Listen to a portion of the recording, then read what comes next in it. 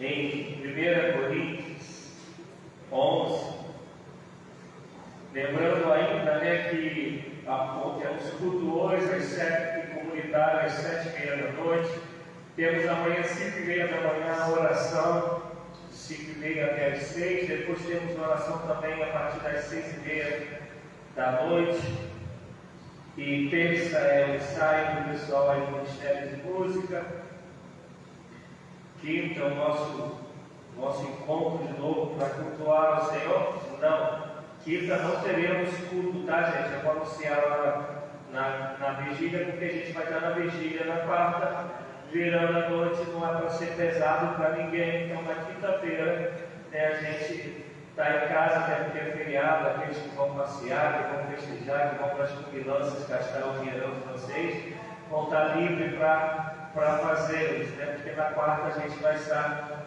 na vigília. Então, quinta não teremos culto, mas na sexta teremos o nosso estudo. E dia 10, peço que estejam orando, eu estarei, pela graça de Deus, ministrando aos homens lá na igreja de Aracruz, Então, que os amados estejam orando nesse sentido.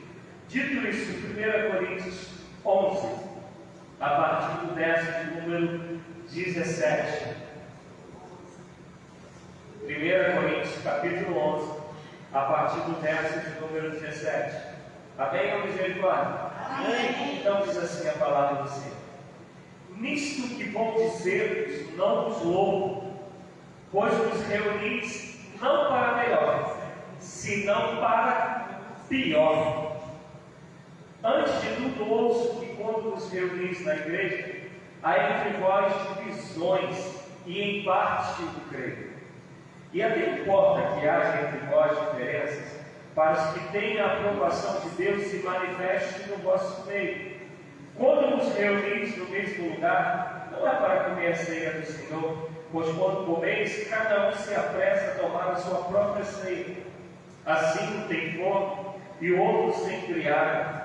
Não tendes casas onde comer e beber? Ou menosprezais a igreja de Deus e envergonhais os que nada têm? Que vos direi? Louvar-vos-ei? Nisto não vos louvo, pois eu recebi do Senhor o que também vos ensinei. Que o Senhor Jesus, na noite em que foi traído, tomou o pão e, tendo dado graças, o partiu e disse: este é o meu corpo que é entregue por vós.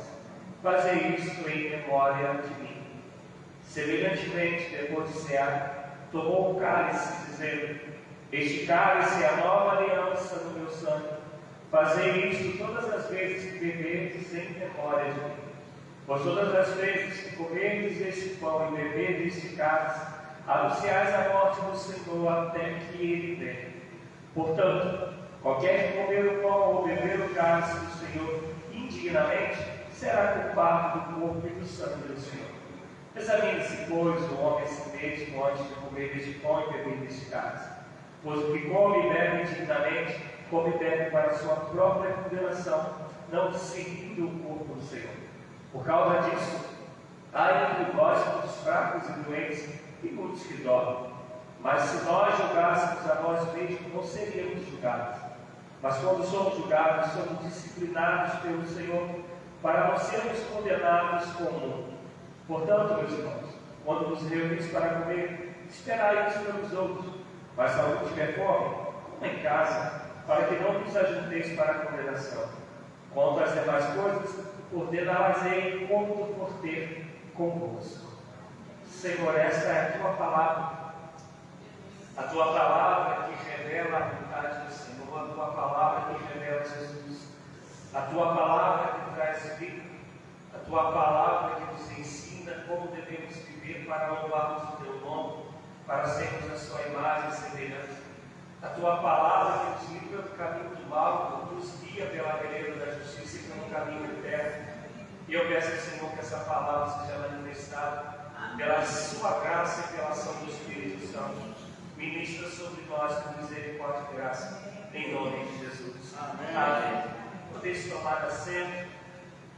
Amados, eu vou estar gravando, mas vou fazer um pedido que às vezes a gente acaba não tendo esse costume tem transmitido tudo, pelo menos no Facebook da igreja, cultos, estudos. E aqui em São Mateus tem sempre gente chegando, né? Os cariocas então tem invadido São Mateus, né? E, então, às vezes as pessoas chegam e querem procurar um lugar para estar. E quando você compartilha, você dá a possibilidade da palavra chegar a outros lugares, a outras pessoas, e também você dá a oportunidade de outras pessoas conhecerem a nossa comunidade, que a gente quer que seja saudável, amém? Então, tem esse costume, tem essa prática de fazer na sexta-feira, no estudo, né? Graças a Deus a igreja estava cheia. Aí o Cunha falou: pastor, filma aqui, filma um pouco. Aí eu de filha falei: não vou fazer não. Aí fui, filmei. Isso é a alegria do Cunha de ver a igreja cheia, graças a Deus. Mas isso não pode ficar somente entre nós, isso tem que ser divulgado, tem que ser compartilhado. E a gente precisa entender que Jesus, quando veio, isso não tem a ver com a pregação, não, está só aproveitando o ensejo. Jesus, ele usou os transportes, as internets da época dele. A gente vai ver toda hora que Jesus estava onde? No barco, que era o meio mais rápido dele se locomover e levar a palavra. Inclusive, à noite eu vou falar um pouco disso, eu pretendo pregar sobre o demoniado gadareno, né, se Deus permitir. Então, ele usava o barco para poder se locomover. Se fosse hoje, uma das ferramentas de Jesus seria o quê? A internet, que chega nos 4 cantos do mundo. E a gente precisa, de maneira saudável, aprender a usar as ferramentas que a gente tem tido na nossa geração, na nossa época. Ontem eu estava estudando, e minha filha estava até me encarnando, né? Que teve um pessoal que foi lá para casa ontem e ficou, graças a Deus, lá com a gente até tarde. Quando ele saiu, eu falei assim: vou estudar agora. Aí minha filha: caramba, só estuda, e vai estudar de novo, tá? Segunda, estou estudando, mas me encarnando, né? Então assim, vai estudar, vai chegar lá na hora e vai pregar outra coisa, quer ver? Porque ela já experimentou isso um montão de vezes nessa caminhada. E aí, mais um dos estudos que eu estava vendo ontem, que eu estava fazendo, eu descobri, não sabia, que uma das maneiras que tinha antigamente de fazer as escritas, a palavra, porque ainda não tinha prensa a chegar, e tinha um negócio grandão que era um cilindro, que eles iam na parte do cilindro e escreviam ali o texto. E no chão, numa argila principalmente, eles colocavam a argila ali, e aí você ia rodando aquilo, e a escrita que estava ali ia ficando presa, né? ia ficando fixada na argila. A argila secava, e aquilo ali era o texto que era enviado para tudo quanto é lugar da época. Hoje, eles não iam usar isso. Quer dizer, nós precisamos usar aquilo que o Senhor tem nos concedido para fazer o Evangelho chegar. Até porque quando a gente entra na internet, as coisas daquilo que a gente crê que seja contra a palavra de Deus está aí em abundância. E a gente tem se calado em muitas coisas que o Senhor tem usado. Você vê que besterol, ele se espalha rapidinho, né? Mas quando é da palavra, a gente às vezes não quer fazer, ou então o próprio adversário não deixa de divulgar, e compete a gente mudar essa história. Mas agora vamos para a palavra, vamos agora para aquilo que nós lemos no texto de 1 Coríntios 11, do 17 até o 34, que fala a respeito daquilo que a gente vai fazer hoje, vai celebrar a ceia do Senhor. E antes da gente ler o texto, de falar do texto propriamente dito, eu quero falar de algumas vertentes que se defendem hoje sobre a ceia do Senhor. Há um grupo que crê que a ceia do Senhor ela vai chamar de transubstanciação.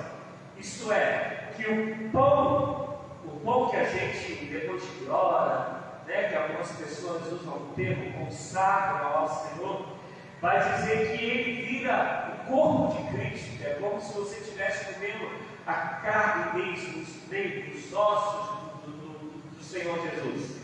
E que o cálice que a gente toma, ele vira sangue, ele se torna o sangue de Jesus. Isso se se chama transubstanciação. Há outros que creem na consubstanciação, isto é, não vira carne, mas o corpo presente de Jesus está sobre o pão, sobre o cálice, não necessariamente que se transformou, mas que essa presença do corpo e do sangue é real no momento que você vai ingerir o elemento. Há outros que defendem que isso é só um memorial, isto é, algo que nós fazemos somente para trazer a memória do sacrifício de Jesus. E é um outro grupo que crê que isso é a graça, é algo que a gente não merece, mas que vai ter uma presença diferenciada da pessoa de Jesus, do Espírito Santo de Deus sobre nossas vidas. Então há 4 linhas, falando sobre aquilo que eles creem que acontece no momento da ceia. Eu particularmente, eu vou crer naquilo que a gente vai pregar hoje, que a gente vai estar falando, para a gente entender o que a ceia quer dizer. Quando a gente está lendo esse texto, de 1 Coríntios 11, do 17 até o 34, a gente vai ver que Paulo não é alguém que caminhou com os discípulos, ele não estava junto com os 12, ele vem a posteriori. E Paulo, quando ele está escrevendo isso, a gente vai reparar que ele falou assim: aquilo que eu recebi eu vos faço saber, isto é, ele aprendeu de outros, e um dos grandes mestres de Paulo foi Barnabé, que Barnabé também não era um dos 12, mas Barnabé inclusive era primo do Marcos, do João Marcos, que é o primeiro evangelho a ser escrito, os Marcos, e eles beberam da fonte dos discípulos e aprenderam sobre a ceia. E Paulo, que é o último apóstolo, que ele vai falar que Deus me apareceu como o abortivo, gerado fora do tempo, o derradeiro. Ele é o último dos apóstolos a ser levantado pelo Senhor. Paulo ele vai falar sobre a ceia. E essa ceia aqui não tem nada a ver com a ceia que a gente hoje celebra. Não tem nada a ver no sentido de costume.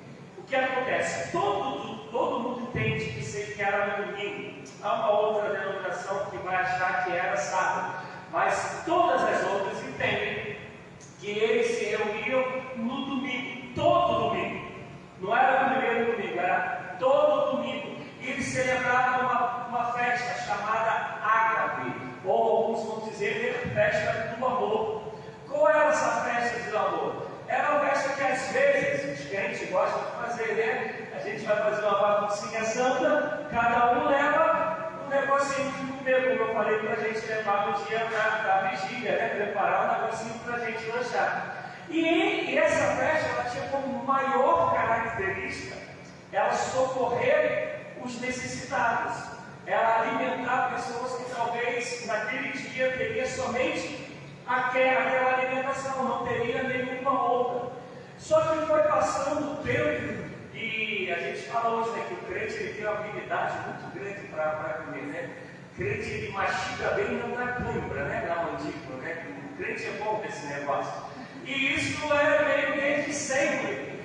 O pessoal que era abastado, que tinha grandes posses, levava e não compartilhava com aqueles que tinham necessidades. E a gente vai ver que Paulo ainda fala que eles não esperavam nem todo mundo estar reunidos, eles se adiantavam na cubilância e na bebedeira. E ainda mais, aquele vinho que eles tomavam, aquilo que eles bebiam, que era para simbolizar o sangue de Cristo, então como o vinho era costume, era para ser aquele sentido de alegria, eles se deixavam levar e ficavam embriagados. E Paulo, quando começa o texto, ele vai estar dizendo: quando vocês se reúnem para a ceia, não é para o bem. Se ela não é para o bem, o que Paulo está dizendo? Que é para o mal. A reunião de vocês, da chamada ceia do Senhor, está trazendo mal. Quando a gente lê o final do texto, os versículos 32 e 36 e 33, ele vai dizer que inclusive há entre vós aqueles que estão enfermos ou então que já morreram, porque quando ele fala aqui que dormem, Ele está falando sobre os que morreram, porque tomaram a ceia indignamente. E às vezes, isso acontece muito nos dias de hoje, a gente não tem mais esse negócio como era aqui. Como que era aqui? Tinha um momento do pão consagrado, o pão, né, nessa tecnologia que a gente tem hoje, comiam do pão e vinham para a comilança. Acabava a comilança, quando vocês lembram que Jesus vai falar em Lucas, vai falar em Mateus, ele dá o pão, aí vai falar, e depois de cear, tomou do cálice. Então tinha um momento, comiam, depois que comiam, pegavam o cálice para poder também simbolizar o sangue de Cristo. E aí a gente cortou a parte da comilança, né? A gente vai para o pão e logo a gente repete o que eles fizeram, a gente não faz e já parte para o cálice. A gente hoje não tem essa parte da comilança, mas a gente hoje sofre de um outro mal que não tem a ver com a parte do Evangelho, da parte daquilo que Jesus conquistou na cruz, que é direito nosso e que é a nossa herança, da ceia do Senhor, que tem a ver com unidade, que tem a ver com comunhão. Daqui a pouco eu vou falar melhor sobre isso. E eu vou explicar. A gente olhou para a ceia e começou a falar que a ceia é aquela parte da graça que Deus se manifesta de maneira poderosa. Se eu deixar de cear, eu estou em falta.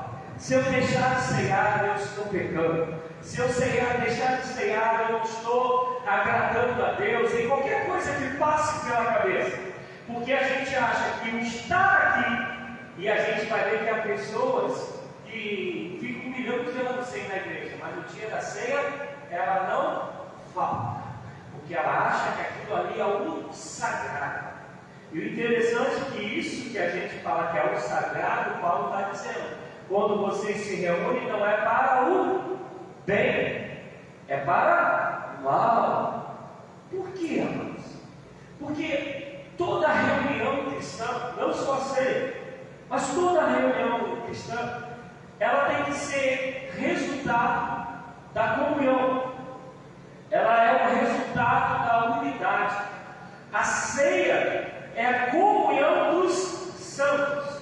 A ceia, ela é o entendimento de que todos nós fazemos parte do mesmo corpo. A ceia, ela é o resultado daqueles que entendem que todos nós moraremos juntos na eternidade. A ceia, ela é a manifestação daqueles que compreendem que tem que viver uma vida de amor uns aos outros, sem acepção de pessoas. Até porque se a gente ama, não existe acepção. A ceia, ela é o resultado, ela é a manifestação daqueles que têm prazer em viver em unidade. Com bom nos falha, os irmãos vivam em união. Alegrei-me quando os irmãos estão juntos. E quando ele fala, vamos à casa do Senhor, essa vamos é no plural. Não sou eu que vou, não é me alegrei quando eu vou à casa do Senhor. Alegrei quando me disseram, vamos, é esse prazer de saber que nós somos um, que quando eu olho para a irmã Jaci, eu sei que eu vou morar com ela na eternidade,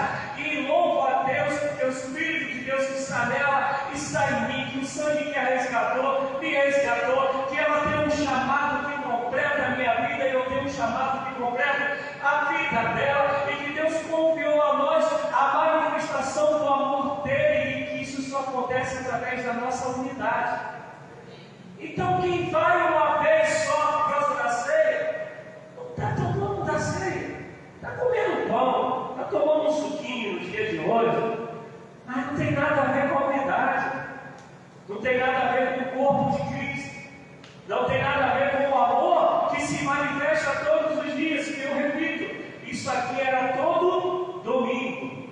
Nós passamos a fazer esse negócio no primeiro domingo.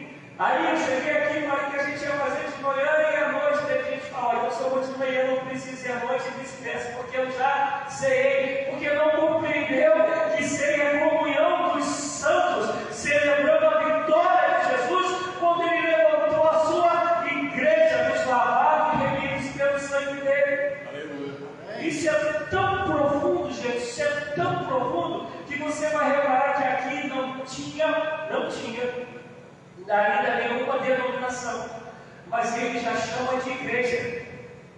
Porque o que é a igreja? É a comunhão dos santos.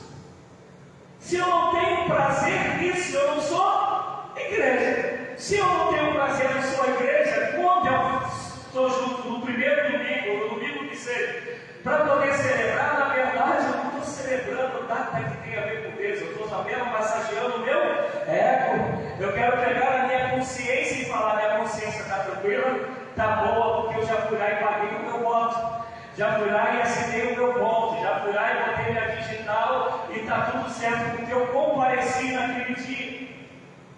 Porque a gente não compreendeu ainda que igreja é unidade e que ceia é manifestação daquilo que Jesus conquistou na cruz, que foi comprar a mim e você, para que nós juntos fôssemos um só corpo. A gente perdeu, a gente prefere o sacramento do que de fato entender que isso é manifestação daquilo que Jesus conquistou na cruz. E vou explicar. Quando Jesus conquistou na cruz, ele morreu por todos, mas ele morreu também por cada um.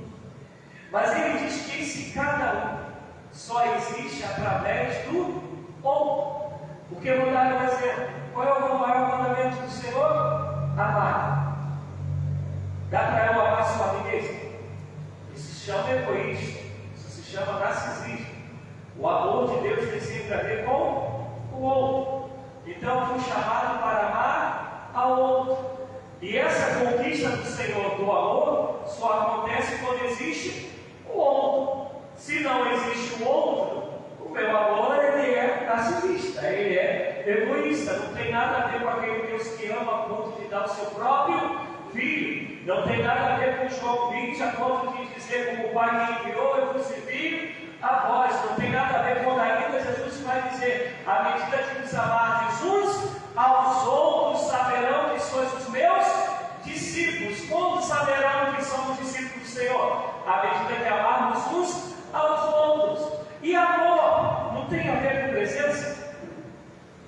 É óbvio que a gente pode atuar aqui e a mãe está longe. Eu amo a minha mãe, amo meu pai, mas hoje eu não posso estar com eles. E se eu estivesse lá, pelo menos 2, 3 vezes na semana, eu estava aparecendo lá. Por quê? Porque quem ama quer estar junto. E como eu vou dizer que essa é a minha igreja, a igreja de Jesus Cristo, se eu não tenho prazer na comunhão? Quando a gente lê Atos 12, 42, vocês vão lembrar da pregação de quando cheguei aqui, e eu desejo que seja o tema da nossa vigília. Está escrito lá que eles se reuniam todos os dias, que eles perseveravam na doutrina dos apóstolos, na comunhão, nas orações, no partir do pão, a ceia, todos os dias. Deus, a gente, porque saiu de manhã, já acha que não pode vir à noite. Porque não é amor, não é prazer, não é alegria, é o compromisso que está sendo cumprido.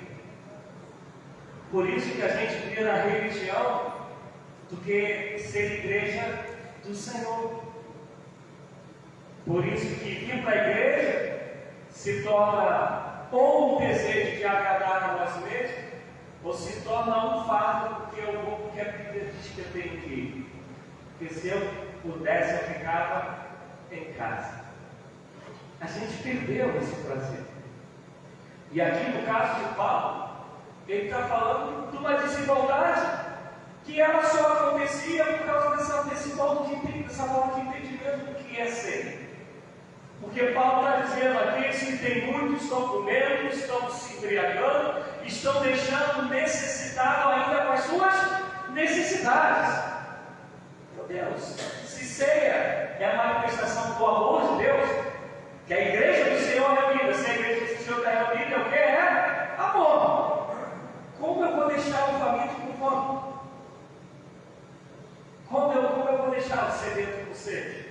Eu não sei se vocês faziam aqui, mas em muitas igrejas, respeitando aí quem gosta dessas coisas, A gente tem, o pessoal tem o costume de, no momento da ceia, trocar o cálice, né? Eu já pesquisei sobre isso, eu não consigo saber de onde nasceu isso. Não, já pesquisei muito, não tem lugar nenhum tem registrado que esse costume apareceu, nasceu em tal lugar. Já pesquisei pra caramba. Se alguém souber, por favor, me avisa, porque eu quero aprender. E eu estou falando sério, tá? Eu não achei. Mas o que é isso? O que significa eu trocar o cálice? Que adianta eu trocar o cálice com cunha, se eu não tenho prazer em estar com cunha, se eu não tenho prazer na vida do cunha? Se eu não falo assim, Deus, eu vou para a igreja que eu vou encontrar o cunha, aí eu vou dar um abração gostoso dele. Para que eu vou trocar o cálice? O que é? Não tem base bíblica nenhuma para esse treco. Está dizendo que o sangue de Jesus já nos purificou e nos santificou.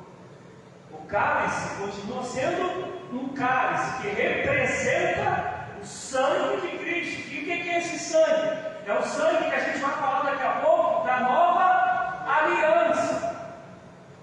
Mas antes de chegar nisso, eu quero que você preste atenção no que o texto está dizendo. O texto está dizendo que Paulo vai dizer que quando essas desigualdades acontecem, ele vai dizer que isso é até bom, porque vai se manifestar quem é de Deus e quem não é. E Paulo é legal, né? Que Paulo fala que vão se manifestar aqueles que são de Deus. Mas está subentendido que aquele que não é de Deus é do adversário, porque não existe meio termo, não existe mais ou menos, ou é ou não é. Não tem crente denorex. Quem é da antiga deve lembrar desse comercial, né? O shampoo denorex. Parece, mas não é. É o que o comercial dizia. Crente que parece, mas não é, está servindo ao adversário. E Paulo está falando isso é até bom, porque a gente vai saber agora quem é quem. A gente agora identifica quem de fato é do Senhor e vive o ágape de Deus. E vive a manifestação do amor, da graça, da glória de Deus, que adora e exalta a Deus na ceia, por tudo que Jesus conquistou, e o que Ele conquistou não é para mim, o que Ele conquistou é para nós. E é isso que Jesus ensina quando Ele fala do Pai Nosso. A oração é Pai Nosso, pão nosso, dai-nos, é sempre no plural, é sempre para todo mundo.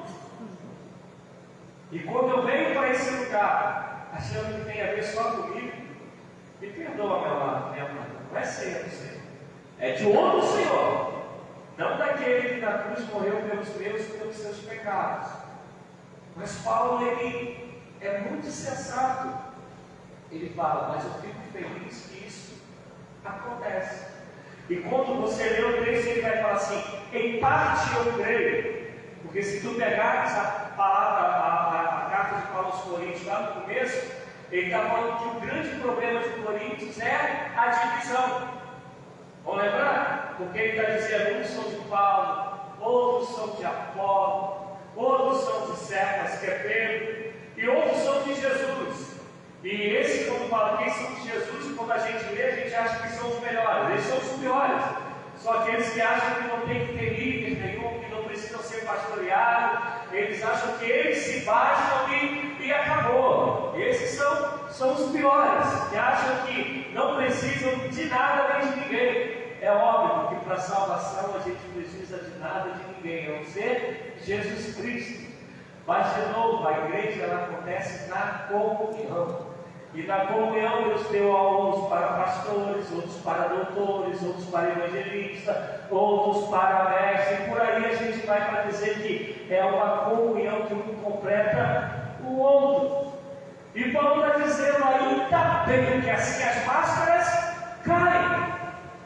E como a gente é bom de usar máscara? Nós crentes, me perdoe, isso eu estou falando. Sei que eu tenho menos tempo de caminhada do que o Montão aqui, mas eu estou falando dentro de tudo que eu já caminhei, como a gente é bom de usar máscara. Eu já disse aqui, você já deve ter ouvido, não lembrar, e eu digo isso sempre, aqui se fosse desenho animado, todos nós teríamos uma auréola, um par de asas e estaríamos voando naquele tempo, porque aqui é um lugar que a gente é santo, que a gente é bambambam. Mesmo que o coração esteja longe disso, mas na cara aqui que a gente dá os aleluia mais gostosos, né? Os glória a Deus que mudam a voz, a oração que vai fazer e muda o tom da voz para dizer que é um tipo de santidade, é aqui que a gente gosta de dizer que está profetizando, mas isso tudo realmente mostra quem a gente é do lado de fora. Agora, quando do lado de fora toda a consciência de amor existe, quando a gente se reúne, amado, o bicho pega. Vou dar um exemplo, fazendo uma analogia. Digamos que cada um de nós sejamos uma brasa acesa, firme, forte, fumegando lá fora. E aí a gente chega e se une. O que vai acontecer? O Gael vai acontecer aqui nesse lugar, não vai? Mas se a gente só tem cara de chama aqui, só aparenta ter chama aqui, quando chegar lá fora, o que acontece? Todo mundo vai ver que não queima nada, que é igual aquelas plantas artificiais, né? A gente pensa que é de verdade e é artificial, e tem algumas artificiais que são tão boas que a gente recebe uma de verdade e também acha que é artificial. Isso aconteceu lá em casa. Porque a aparência não tem a ver necessariamente com essência. Mas quando tem a essência, a aparência reduz aquilo que está dentro do nosso ser. E se a gente compreender de fato o que é ser do Senhor, a gente vai entender que toda vez que nos reunimos, teremos que ter prazer em celebrar isso. Já falei aqui, isso eu falo desde sempre. A gente vai na igreja católica. Quem aqui já foi na igreja católica? Qual o dia que vocês foram na missa que não tinha ceia? Toda missa tem a ceia. Toda missa tem a hóstia, né? E tem o cálice. Porque aquilo ali é celebração da comunhão dos santos, celebração de tudo que Jesus conquistou na cruz. E o que Jesus conquistou na cruz? A gente vai pegar o Velho Testamento. O Velho Testamento, algumas pessoas vão fazer diferenciação entre pactos e alianças. Outros vão dizer que nós temos 5 alianças no Velho Testamento, na história da igreja. Outros vão dizer que temos 7. E aí eu vou dar alguns exemplos, porque eu não vou me deter em cada uma, senão o negócio vai ficar muito grande. Mas, por exemplo, quando Deus vai falar com Adão e Eva, vai haver um pecado, depois de ter havido pecado, há uma aliança que Deus faz. O que Deus faz? Que da mulher nasceria aquele que pisaria a cabeça da serpente. É uma promessa, uma aliança feita entre Deus e Adão e Eva.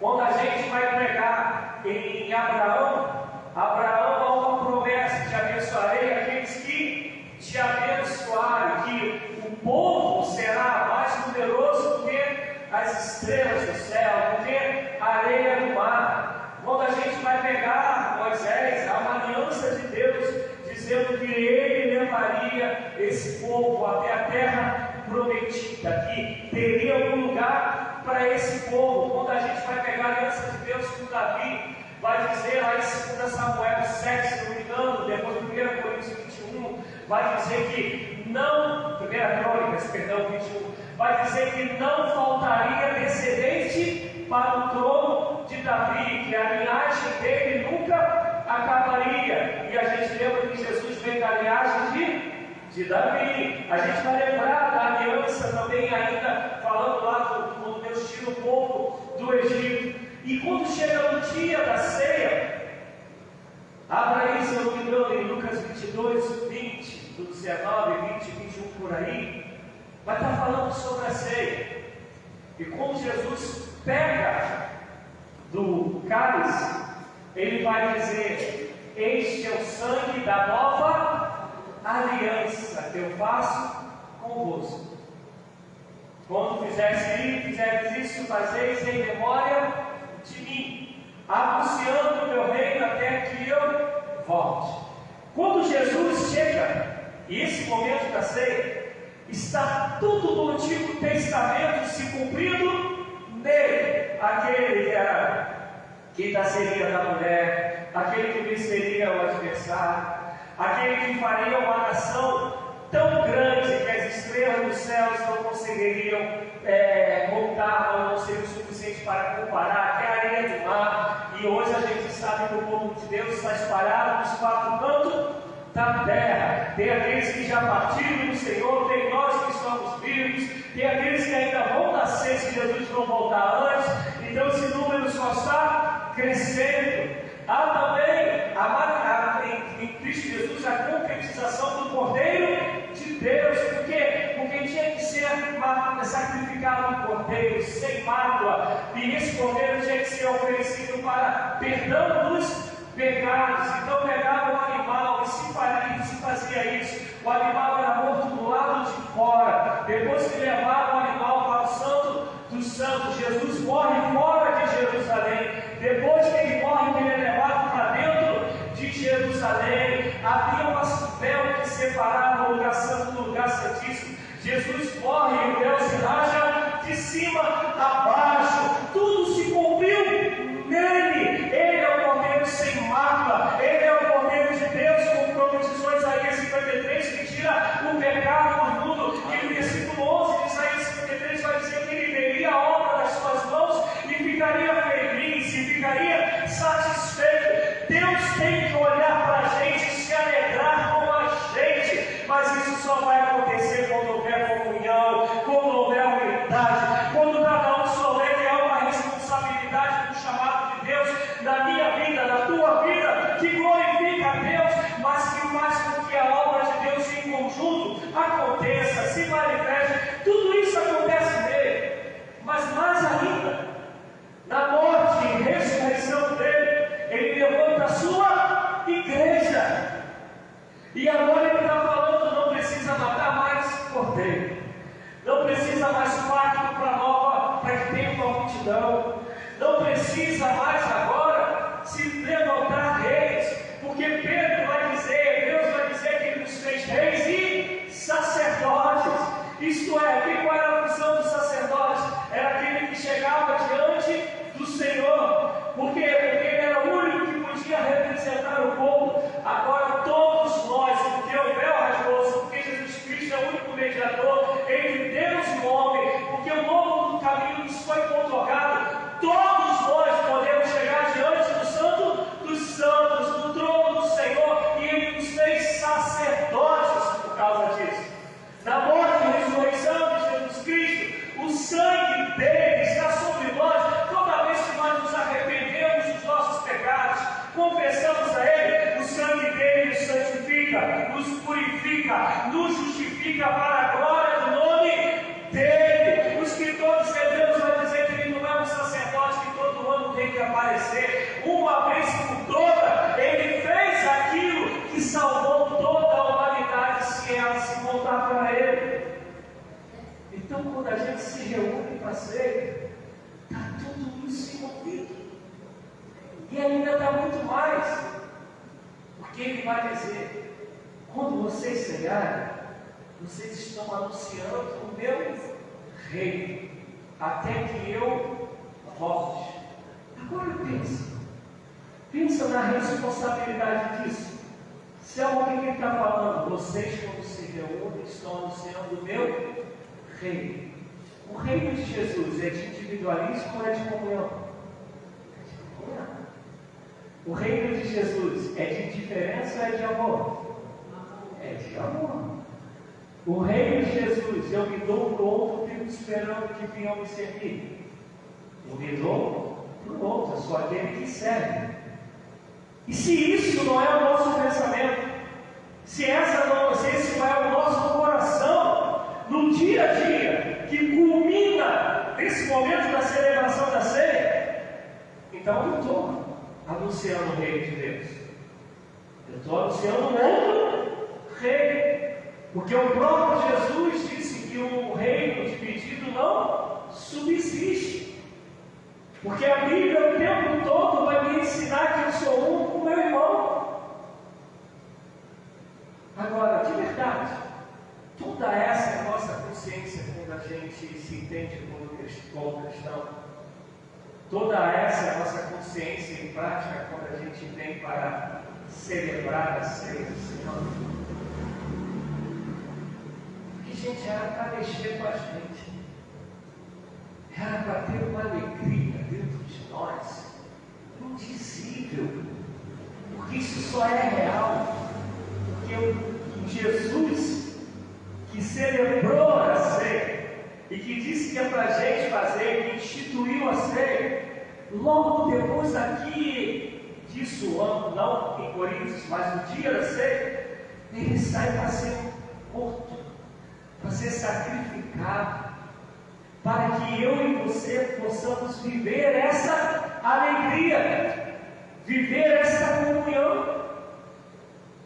Foi o sangue dele derramado, foi a cabeça dele furada, foi o lado dele perfurado, foram as mãos e os pés dele cravados, o justo se fazendo pecador, o santo se fazendo pecador, para que eu e com você possamos estar juntos, orarmos um para o outro e dizer: somos a igreja do Senhor, fomos comprados por alto preço, nenhuma condenação há para aqueles que estão em Cristo Jesus. Então ninguém pode nos condenar, porque aquele que é santo e justo já nos justificou, já nos santificou, já nos absolveu na cruz. Amém, aleluia. Isso não provoca mais alegria na gente, isso provoca só uma consciência de religiosidade, isso provoca o individualismo, como esses homens se perderam no caminho que a gente está falando aqui, no período muito curto da morte e ressurreição de Jesus, e o povo já tinha se perdido. É por isso que ser cristão é essa vida de comunhão com Deus na oração, na leitura da palavra, porque a nossa carne, ela vai querer nos fazer dar um jeitinho nessa nossa fé, porque o nosso adversário, ele vai chegar uma hora e vai falar: não é bem assim, não é tanto assim. Porque para nós, religiosidade é mais fácil? Porque religiosidade não tem a ver com o coração, não tem a ver com a consciência de comunhão. Religiosidade é cumprimento de regras, é cumprimento de normas, é cumprimento de afazeres. Numa visita dessa semana, conversando com um jovem de 18 anos, eu acho, 18, 19, eu conversando com ele, e ele falou, eu falei para ele: eu não creio em religião. E esse jovem falou assim: não, você crê sim, porque se tu tem fé em Cristo, é uma religião. E eu fui explicar para ele: não. E aí comecei falando do que significa religião do latim, para fazer ele entender, que eu não vou explicar tudo aqui. E depois eu falei para ele: a religião ela vai me ensinar normas. A fé que eu tenho em Cristo vai me fazer viver para ser semelhante a Ele. Que não tem a ver com normas, com regras, é aqui dentro. Por isso que Jesus vai falar que o reino dele é como uma semente que cai no solo, adentra. Quando ele sai, é porque já tem raízes lá dentro. É como o fermento que é colocado no bolo, é sempre de dentro para fora. A religião é só do lado de fora. É por isso que os fariseus eram condenados o tempo todo. Vocês limpam o exterior do copo, mas o interior está sujo. São como sepulcros caiados. Tem toda uma aparência de ser, mas não é. E a gente ama isso porque é mais fácil. Não dá trabalho. E se der, o trabalho é bem menor. É mais fácil eu vir a campanhas crendo que Deus vai me dar vitória, do que eu entender que Jesus Cristo já é a minha vitória. É mais fácil eu ficar falando de promessas, fazendo promessas, do que eu crer que eu que tenho que prometer ser fiel a Ele em todo tempo. É muito mais fácil subir uma de escada a qualquer outro lugar. E a pessoa vai falar, não é que dói. Tá bom, mas depois vai botar um remédio, vai ficar bom. Agora eu ser é hoje, eu ser é amanhã, eu ser é até que ele volte. E ser não tem a ver com o lado de fora da irmã. Ser tem a ver com o lado de dentro. E minha pergunta é: quando nos reunimos, é para bem ou é para o mal?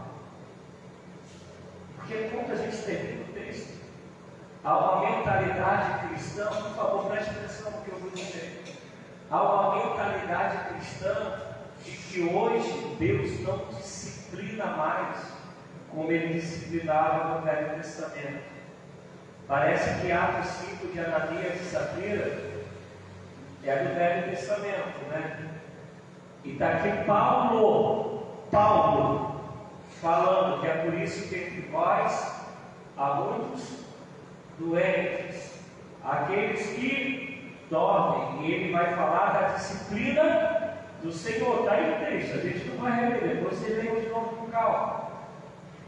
Amados, há um propósito de Deus de ensinar, e a gente é tão horrível que às vezes a gente só ensina quando a gente só aprende quando o bicho pega, e pega muito. Há coisas que vêm do adversário, há coisas que vêm de maneira natural da vida, que é como ela é, mas há coisas que é Deus nos ensinando. Paulo vai dizer que ele tinha um espinho na carne, para que ele não se ensoberbecesse. Ele orou 3 vezes ao Senhor, e o Senhor disse: Paulo, a minha graça te basta, porque o meu poder se aperfeiçoa na tua fraqueza. E a gente acha que não, a gente acha que pode brincar com Deus, a gente acha que pode levar de qualquer maneira. É porque a gente, quando vai ler o Velho Testamento, é o povo sendo escravizado pelo outro, é o povo de Deus que às vezes vê o exército inimigo e mata no montão. Gente, aquela outra época. Hoje a gente não vive essas guerras, sabe? Porque hoje não é um povo geográfico, hoje o povo de Deus é espalhado pelo mundo todo. Mas Deus continua disciplinando. Por isso que o escritor aos Hebreus vai dizer: a horrenda coisa é cair na mão do Deus vivo. Horrenda coisa. E a gente não entende isso. A gente não entende que tem gente que se perdeu tanto e não volta, e a vida vai entrando de buraco em buraco, e não entende que muitas vezes, eu estou falando sempre, é Deus que está falando. Tem que aprender quem eu sou. Imagina se eu sou uma pedra de tropeço para um montão de gente. Deus vai deixar que um montão de gente se arrependa por minha causa? Ele pode até deixar no tempo, mas vai chegar uma hora que ele vai falar: filhão, você não quer se converter? Não quer se arrepender dos nossos caminhos? Eu vou ter que te tirar, porque por tua causa tem o povo perecendo. E eu amo esse povo. É muito sério isso. A gente tem perdido uma coisa que antigamente se tinha muito, que é o temor a Deus. E a Bíblia vai dizer: servi-lo com amor e com temor. Ele não mudou, gente. A nossa fé mudou. A nossa maneira de olhar para Deus mudou. A nossa maneira de entender o Evangelho mudou. E eu termino falando dessa mesma pessoa com quem eu conversar, porque agora eu lembrei isso com esse jovem. E eu falava para ele sobre algo que eu ouvi de um homem que é cristão, e é um dos maiores cientistas hoje do mundo na área da química e da biologia. E ele, numa entrevista, a pessoa que o entrevistava disse para ele: mas não tens preocupação de que no final de tudo, essa sua fé ela seja uma furada, ela seja uma mentira. E aí ele, cientista, ele químico, ele falou, olha, todas as evidências me fazem crer tudo que a palavra diz. E isso eu falando como cientista, como eu tenho te mostrado até agora. Todavia, se eu estiver errado, eu vou ter sido um bom pai, um bom marido, um bom cidadão. Terei tratado todo mundo com amor e não vou ter perdido nada. Agora, se você estiver errado, não vai ter mais tempo de você se consertar. Porque se chegar naquele dia, já é. Não brinque com o Senhor. Não confunda Evangelho com religião. Evangelho é Cristo em nós, esperança da glória. Evangelho é olhar para nós, poder ver o amor de Deus revelado em nós. Evangelho é saber que a maneira que amamos uns aos outros, nós somos discípulos do Senhor. Evangelho não tem a ver com ter. Evangelho tem a ver com ser.